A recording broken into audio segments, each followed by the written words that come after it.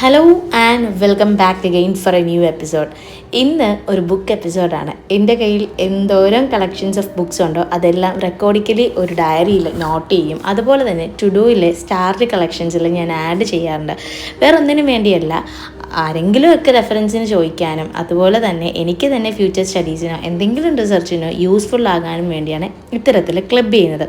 English literature ആയതുകൊണ്ടാണോ എന്ന് എനിക്കറിയത്തില്ല, reading എന്ന് പറയുന്നത് ഒരു പാഷനായിട്ട് ഇപ്പോൾ തുടങ്ങുകയാണ് കേട്ടോ. ബുക്കുകൾ വായിക്കുക എന്നുള്ളത് ഒരു ക്രേസ്, ബുക്കുകൾ വാങ്ങിച്ചു കൂട്ടുക, വായിക്കുക എന്നുള്ളത് ഒരു ക്രേസായിട്ട് മാറുകയാണ് കേട്ടോ.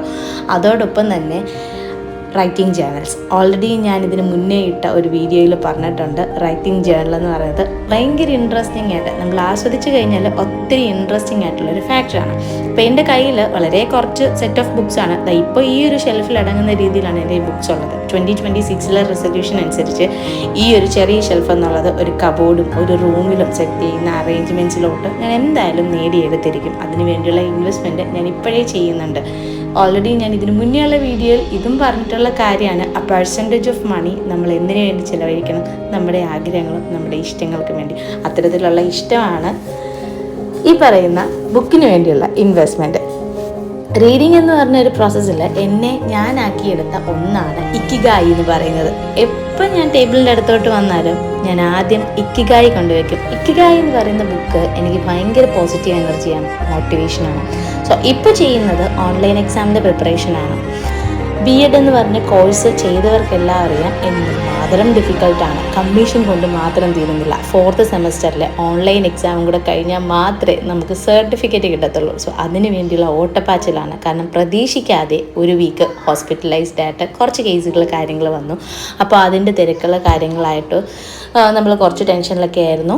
അങ്ങനെ അതിനുശേഷം വീണ്ടും back to normal life. So അപ്പോൾ ഓൺലൈൻ എക്സാമിൻ്റെ പ്രിപ്പറേഷൻ അവിടെ ബ്രേക്ക് ആയിരുന്നു. സോ വീണ്ടും അത് സ്റ്റാർട്ട് ചെയ്യാനായിട്ട് തുടങ്ങിയിട്ടുണ്ട്. അതിൻ്റെ കുറച്ച് പ്രിപ്പറേഷൻസ് ചെറിയ രീതിയിൽ സ്റ്റാർട്ട് ചെയ്ത് അതിനൊപ്പം ചെയ്ത് തീർക്കേണ്ട ഒത്തിരി റെസ്പോൺസിബിലിറ്റീസ് ഉണ്ട് കേട്ടോ. അത് ചെയ്യുന്നതിനോടൊപ്പം തന്നെ future plans to be a teacher. Already CV നമ്മൾ ഒരുപാടടുത്ത് അപ്ലൈ ചെയ്തിട്ടുണ്ട്. സോ ഏപ്രിൽ ഓൺവേർഡ്സ് നമുക്ക് ഇൻ്റർവ്യൂ കോൾസ് വരും. ഇപ്പോൾ ഓൾറെഡി ഓൺലൈനായിട്ടുള്ള കുറച്ച് കാര്യങ്ങൾ ഷെഡ്യൂൾ ചെയ്യുന്നുണ്ട്. ആൻഡ് ഓൾസോ നമ്മുടെ എമിറേറ്റ്സ് സ്കോളേഴ്സിൻ്റെ ഓൺലൈൻ ട്യൂട്ടറിങ്ങിൻ്റെതും റീസ്റ്റാർട്ട് ചെയ്തിട്ടുണ്ട്.